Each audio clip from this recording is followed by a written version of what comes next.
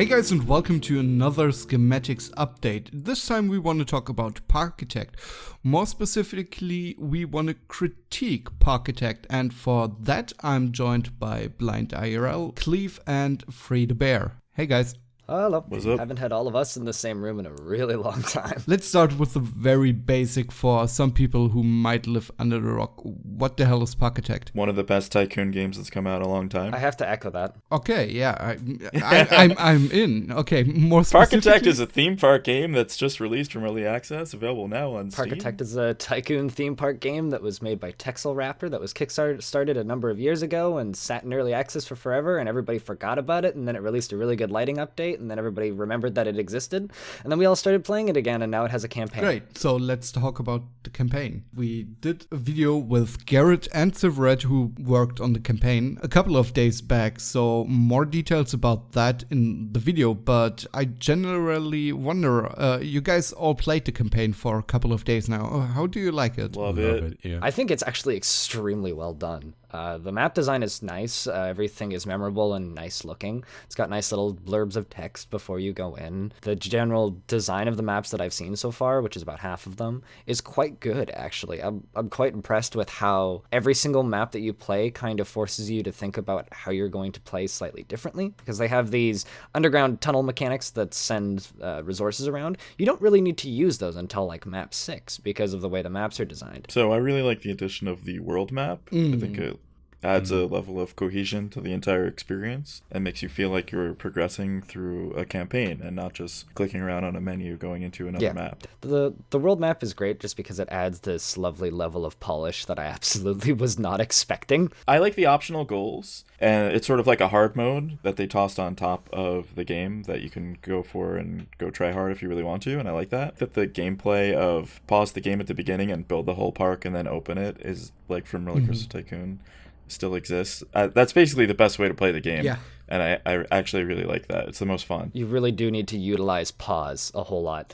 It's interesting that you mentioned the optional goals, because in a lot of cases, the optional goals were mandatory goals in the older games, like the time completion and whatnot. The older games, like Roller Coaster Tycoon 1 and 2, for example, albeit different developers, different people involved and everything, all of the objectives were mandatory, so you'd find yourself failing out and resetting a whole lot more. This kind of just lets you take your time and relax with it if you would like. It's very rare that they'll have time-sensitive scenarios, so you can just take your time, or you can go for that time trial and get all of the points. A really nice way of doing it. Some of the optional goals are kind of funny to me, because the main goal is to have 500 people in the park, and one of the optional goals I remember is having 200 people in the park, and I was like, yeah, dope. I mean, But no, it's within a certain time. So you have to have 200 people within year one, and then you have to have 500 people total to win. So that's, yeah. Sometimes like these optional goals give you like another coaster or some money. Yeah, I really like a reward, extra land too. Yeah. I really like the optional scenarios that are, you have to sell this many tickets. So it's, you need to have 400 people in your park by the end of the year too, but you need to sell 800 tickets. And you're just sitting there like, well, how do I do this? Okay, well, I'm just going to boot everybody out of my park and get everybody back in right away. Yeah, that's definitely a strategy. Interesting. I didn't even think about that. They all left and came back and bought a new ticket. You mentioned earlier that the campaign introduces other feature from a certain map on, and I kind of disagree on that, because I don't think it does, but it doesn't really matter in the end, because the goals are intriguing enough to keep them to keep you interested in the campaign. At least I didn't figure out any new features of the game while building or playing the campaign. I don't think he meant that it introduces new features. I think he just means that to play optimally at the beginning, you don't need to utilize all the tools in your toolbox, basically. And then as the maps get harder and harder, you have to pull out more tricks. But you won't get the optional goals completed if all you're do is just toss down rides and hope for the best. I mean, in what context are we talking about new features in comparison to the old RCT games, or? Basically, I think Cleave kind of said what I was trying to say quite nicely, which is it just forces you to use more tools in your toolbox. This game gives you a whole lot of options and things that you can do to manage your park initially and be very optimal, which you do not need to use in the first handful of scenarios. And then as the scenarios push forward, you have to utilize different tools that you have in order to create a more optimal park to be able to get past the harder goals later down the line, which makes the progression through the scenarios feel like the process of you learning the game alongside of you getting better at the game. And then when you go back to the earlier scenarios, you have a better idea of what you're doing. It's got a nice progressive difficulty system built into the game, and it's just simply a well-designed game. I did notice you can research things like statistics and metrics and stuff for your guests, which I thought was really cool. Yeah, so you get like some stats based on, you get really nice graph charts on what people think about your park, what they think about the prices, the rides, the decorations, how happy they are when they leave, that type of stuff. Yeah, my people are never happy when they leave. Good. I mean, as long as you got their happiness while you were there, you're Are they fine. sad because they're leaving? Because it's so great there? No, most of the times it was like, this is a theme park designer, not prison designer, right? Adfo's really? thought he was playing Prison Shit. Architect. No, it was for me, most of the people left something along the lines of like, well, I think I have seen everything now. And I was like, well, what's negative about that? I mean, you spent like that doesn't seem bad to me, time, actually. 3 months in a park, and you're complaining about seeing everything? What the fuck is wrong with you? That actually seems positive. I mean, that should be your goal when you go to a theme park, is to see everything. Right? Yeah. You want to make the people tired or having seen anything? Yeah, exactly. Moving on, sometimes you just want to undo your day and skip over having to go to Adfo's park.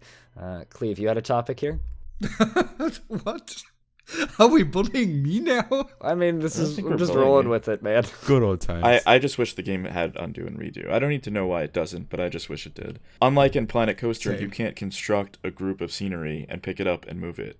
You can blueprint it, sure, but if you're building something on top of something else, which in the scenarios you generally will be doing, it can be difficult to pick something up, move it, rebuild it. So the one thing I will say here is this is a design decision that has to be put in from day one. And the game that popularized this feature, and other games are now implementing this feature, but the game that popularized this feature is Planet Coaster. And this game has been out and playable since far before Planet Coaster. On one hand, I do agree with you that undo and redo is a fantastic feature that is beautiful to have in any situation in a game like this. But on the flip side, that is something that you need to have implemented from day one. It's just not something that they thought of, which kind of sucks, but I don't think it's quite right to fault them for that. That's just I'm not faulting them for it. I just wish it had it. And this isn't a shots fired at all, I promise. But I think this happens sometimes when you have a one-man development team where the designer of the game is the programmer, and sometimes things just fall through the cracks and you get a little bit too far. I obviously think that this is a fantastic game. It's almost a near perfect game. It really is. But it's just something I wish it had. I agree, and I think from now on, every game in this genre should have an undo and redo button. Definitely. No, totally. Because I experienced a lot of time building a coaster, and I wasn't really happy with it, and demolished half of the coaster and tried to build a better one. And then I was like, I like the first one better, and I was like, shit, I totally forgot how it was. Yeah. Please give me an undo button so I can... But talking about the coaster builder... Well, I know that they're going to come out with a new update that sort of alleviates some not power user gripes, because Freethebear is kind of a coaster builder power user. General user gripes. I'd love to see the ability for you to be able to build backwards, and I'd love to see the ability for you to merge the track between two pieces where there's a gap. Yeah, so it's just sort of like an auto-complete between two, like that Planet Coaster has between two segments, essentially. I'm not going to go too much into detail here. I mean, the way I'm playing Parkitect so far is pretty much how I did it as a kid in RCT 1 and 2. So I'm not trying to do like the most realistic coasters anyways. I'm mostly having fun in the campaign so far. But one thing I found usually when I build a coaster is with a lot of different steepness levels, it's actually not a feature that bugs me for realism purposes. It's mostly when you end up being back at the station and like the station is, I don't know, at the height of 3.5 or something, and your track is like 3/4/8 or something. That makes no sense, but 3/3/8 or something like that. And you're gonna like redo half the layout because sometimes it's really annoying to play with all these different subheights. Yeah, I think that might get fixed if they come out with a segment completer, essentially. Yeah, because I don't think anyone's really going to go for the most realistic builds in this game. It just isn't that kind of game. It's more about the fun and the experience. But sometimes you just want it to look, as you imagined it. It's about approximating something and then making it look good in the process. All in all, like the coaster builder, I'd say it's actually the perfect combination between being pretty simple but still having some features that people can really enjoy in the later stage if they actually figure out how to do some coaster designs, like the different curves, and you can do slopes with them and a lot of banking options. And I think it can be really simple, and it also can be quite complex if you wanted to. I think they pulled it off a lot better than other games out there right now. I recall the coaster builder was the first thing that Sevioff made, right? And it just he just made a coaster builder and then it turned into a game. So it's definitely the oldest piece of the game, and it's probably the piece that's the most mature. And I think it shows. I think it's really fun. It's really solid. One thing that I really like about the game in general, not necessarily about the coaster builders, but just how fast an area can come together when you're building it in the game. If you're paused. Always build paused. Yeah, but I just mean in general, just how quickly something can go from here's a little corner to, oh, that looks really awesome.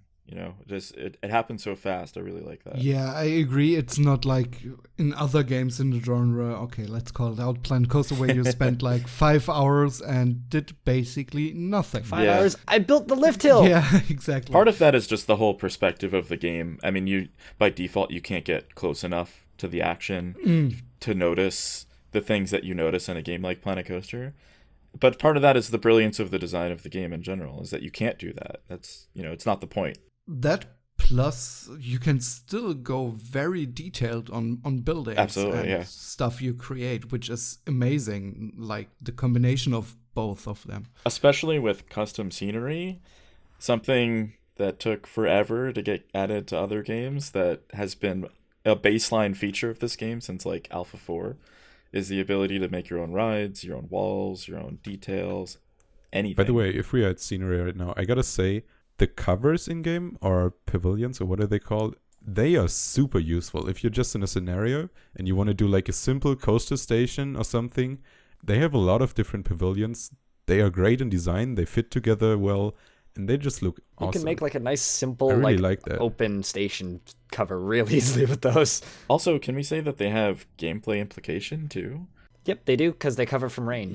Yeah, with rain cover being a real thing, it's actually important to make covered areas. How rides are affected by weather and even temperature. Oh, right, yeah, true. There are rides that are preferred on cold temperature. Yeah, the indoor rides. Any ride that's like enclosed, you see them flock to the ride. The line just fills instantly. It's really funny. I think that's just it, right? Like this game is kind of encompassing what fascinates me about just this genre in general. You take a layered stack of systems, you stack them up, and then it's up to the player to work within those systems and create a layout of systems that is optimal.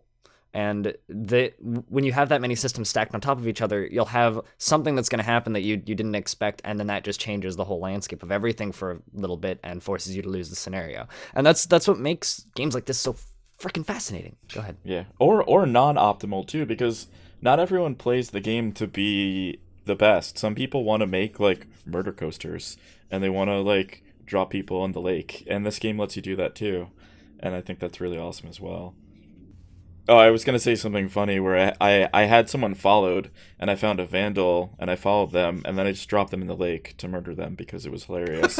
and then they came back to life and came back in the park, and I still had them on notifications, and they had the same name and everything, so they got reborn and came back. Oh, that's a little creepy. It was weird. So I do want to mention the UI here, because the UI, I think, has a few eccentricities in where menus pop up that I find to be really annoying. The game has a whole bunch of window boxes. It's very old school like that, but in older games, I find that the boxes always popped up in very neatly organized spaces. So, for example, in Roller Coaster Tycoon 2, if you just spam a whole bunch of windows open, they'll conveniently close when you open 2 windows of the same type, and they will also open in such a way so that you'll still see all of the windows. They're very intelligent about how the windows are immediately laid out. In this game, I find a lot of menus just kind of pop up in the center of the screen, and then I find myself clicking and dragging and moving windows all over the place. Yeah, I agree with that too. I think one thing that they can do to fix that is just, and the game may even do this, I don't remember, but I actually don't think it does, is just remember the window position. So between plays, so when you like move the ride window to the upper right corner and then close it, it always opens in the upper right corner. Even when you close the game and reopen the game, it just remembers where you put the window. And then you can design the UI the way you want it to be yourself. And I think that would be cool too. That's kind of the major nitpick that I have, because I do find that genuinely quite aggravating. Aside from that, I think everything else in the UI is pretty much fine. Although this is a kind of a feature request almost. I would really like to be able to change the color of the UI. You know, I was about to say, I don't think it would be too far-fetched to see in some point in the near future, say within the next 8 to 10 months, a mod that just completely rebuilds the entire UI. Yeah, just custom UI. I mean, we saw something like that in City Skylines too. Yeah. And I wouldn't be surprised if someone does it. Let's talk about the next topic here, the underground view. You build quite a lot in the underground if you're trying to hide some stuff. To me, it's like just too difficult to figure out what the heck's going on underground sometimes. Yeah. Even with everything hidden, obviously, is the best way to do it. I'd love if there was like some kind of profile views that you could sort of like in a modeling package where you can get, perspective views and profile views of what you're doing, just so you can gauge like how far down do I need to go. How many tiles left do I need to go? It's just a little bit easier to figure out. You guys talk about wanting auto track building for the roller coasters. I want auto path building for underground. Yeah, I agree. I had some issues with merging 2 pathways underground together because it's really hard to tell if they're on the same level or not. Mm-hmm. Yeah, it's not hard to tell. It's like kind of impossible. I had to just like, True. That looks good. Click. I think it's connected. Yeah. The best way I could tell that it was connected is when I had a building that was I had a shop that was completely unconnected to any path network, and then I connected it in the back and went underground, and then connected it in underground, and then when the icon disappeared, that's when I knew.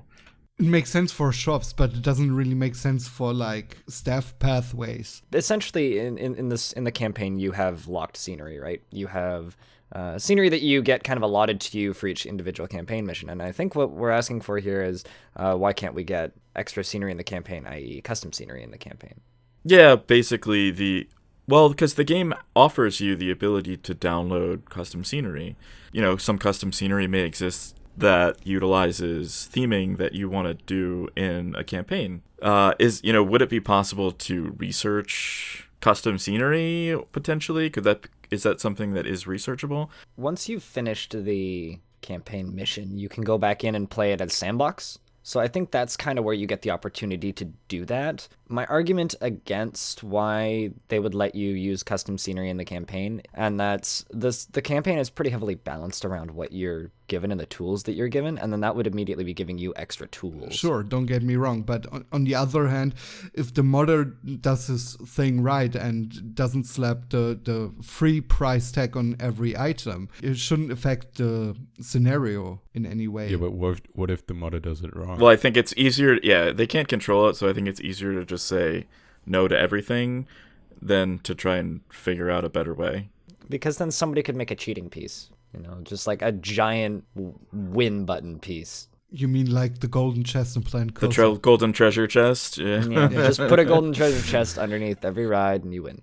Yeah, no, and I'm really happy this game doesn't have stuff like that, and it doesn't have the ability to do that, because if you want to make the scenarios look pretty, the way I see it is, you beat it the way the scenario is designed, and then if you really like the map, you can go back later in sandbox and make it look all pretty. What is something that you guys want to be in the game that isn't in the game, like some sort of dream feature?